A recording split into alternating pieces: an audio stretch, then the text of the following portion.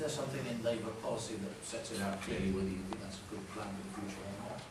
Okay, I'll come to that because I think we're already working, Graham, on the challenge to Network Rail as clearly the primary place to start in terms of driving down the costs in the industry, and the rail regulator has already set them a target for the next control period, which is really going to require extensive cultural and management change within Network Rail in order to deliver the railway at a much more affordable price.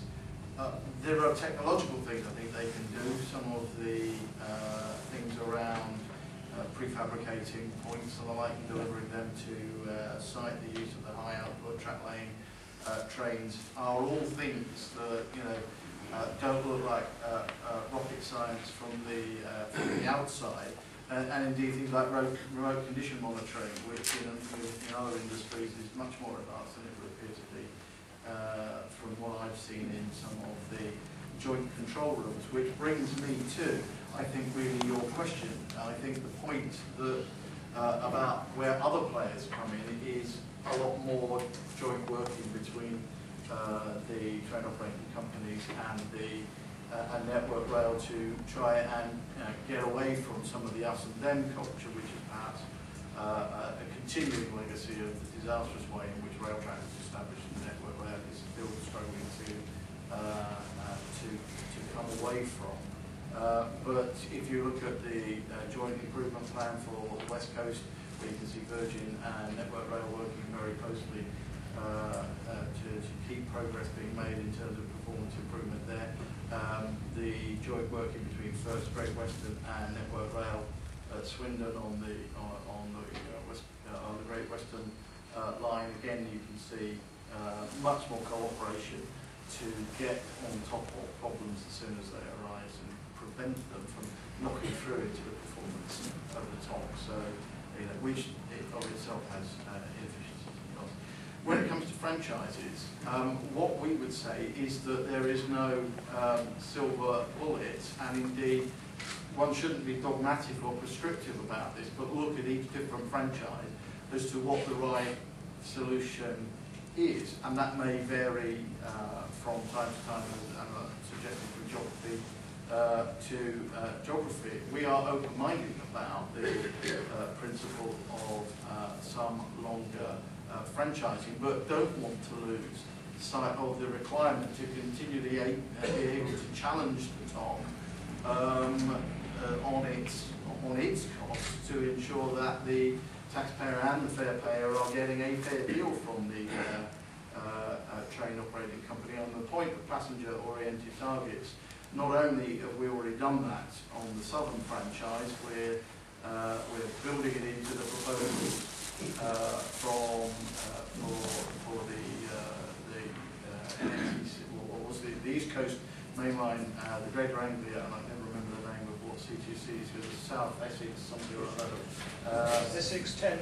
Thank you very much.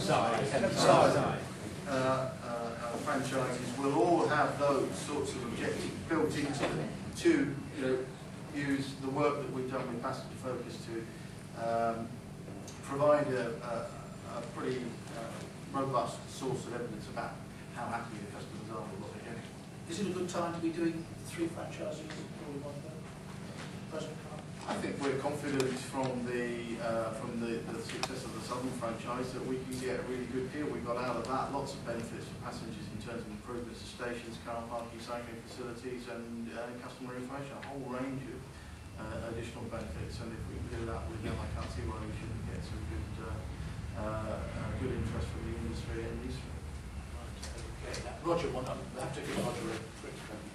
Could I focus the panel's attention on the fact that in 28 months' time, one of them could be responsible for signing off the next high-level output specification and the accompanying statement of funds available, the HROS and the SOFA. Probably going to have less money.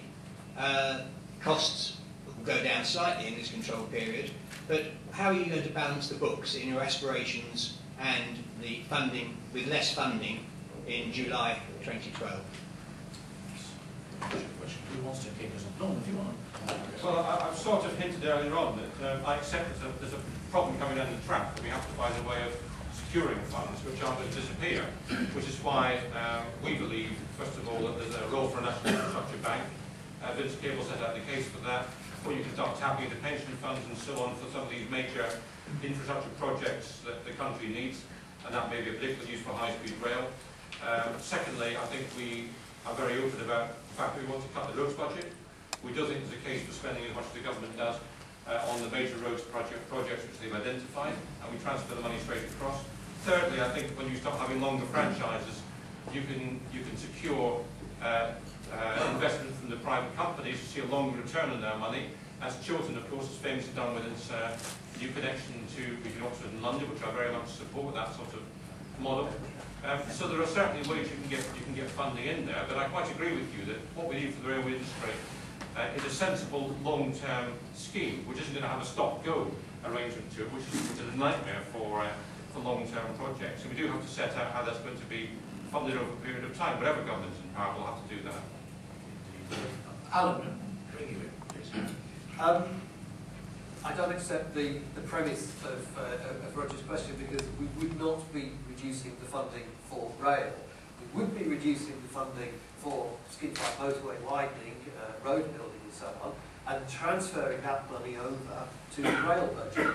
We have a thing which we call the Green New Deal, which is about investing and creating more jobs in things like home insulation and public transport, things which will actually reduce the carbon emissions of the country and help us to actually get down to the targets that we need to avoid climate change. And of course, there's other things we want to get rid of. Trident nuclear missiles, hugely expensive.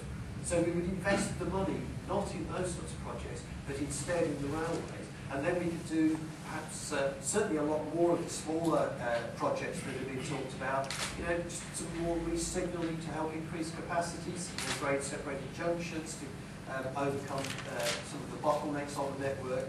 A lot of that sort of thing in any other continental European country would have been done years ago. But in this country, very, very little of it is happening. A big, sort of song and dance is made when it does, but it's over things that would just be done ordinarily elsewhere. So we really need to get away from that idea of everything is being cut and actually invest properly in improving the network and increasing its capacity. Because as the gentleman over here said, if we want to get more passengers on, we've got to increase the capacity of the network. We can leave the disarmament to Lewis Humphrey.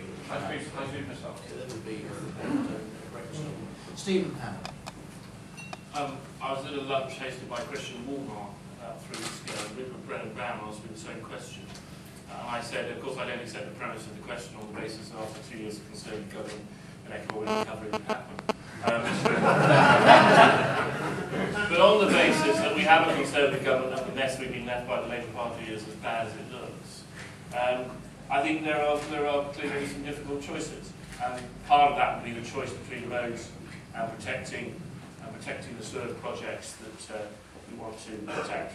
And I think what people are going to look across the budgets and the projects that are there, the sort of enhancement projects, the main strategic project, high-speed rail, and they're going to look and see the benefits of those against, as we said, if you want to switch mode of choice, some of the other ways of decreasing revenue to other activities and increasing revenue to rail, each within the rail budget, looking at those opportunities where there are for protecting the projects that are most important.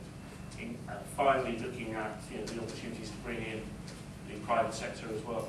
And I think there is some real opportunities beyond the standard PFI for linkages between the public and the private sector to work together in financing projects. Certainly seems to be quite an appetite coming back in the London financial markets to look at some of how the infrastructure banks and some of the infrastructure funders want to come back into the market. And I think there will be some opportunities there.